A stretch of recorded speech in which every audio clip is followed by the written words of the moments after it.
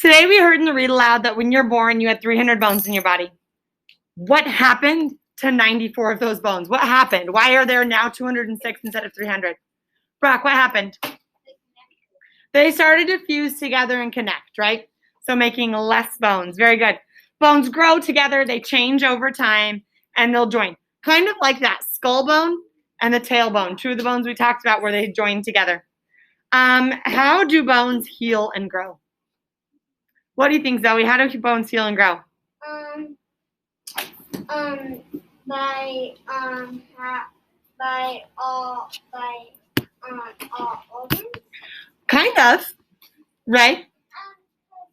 Like our skull, it left little like kind of cavities or like small air spaces where it can come together and like come together to grow like Now that's a perfect way of how they do come together because we're born with them to be able to come together to help us, right?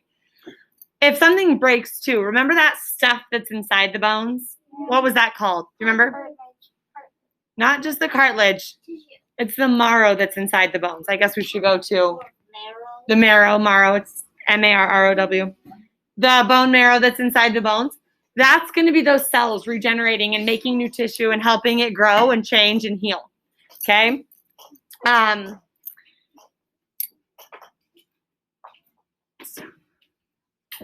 Why is the skeleton so dang important? Why is it so important?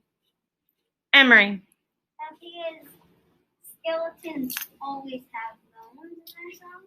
Well, skeletons are bones, so why are they so important to us? That they help our... What happens to you if you don't have bones, Emery? You'll fall and you'll be a blob. Right, you're going to be this blob. So what do those bones do for you, girl? It makes, like your backbone, helps you stand up. It all gives you Shape! What does the bones do for us, girl?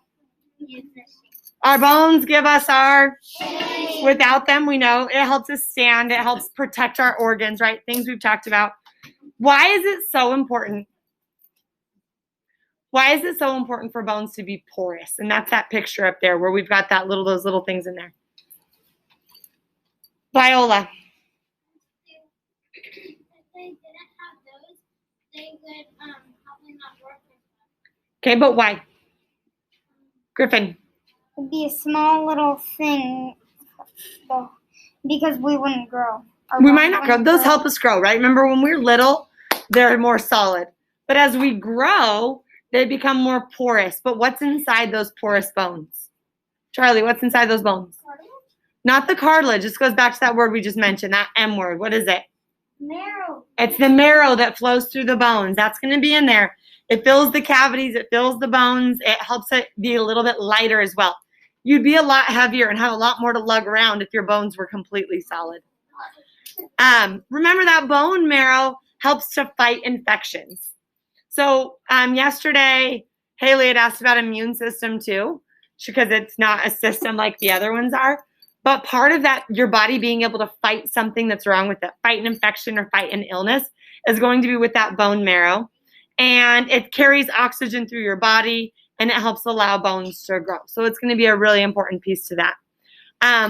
Turn and tell your neighbor again, why do we have those spaces between our rib cage? Why is it so important?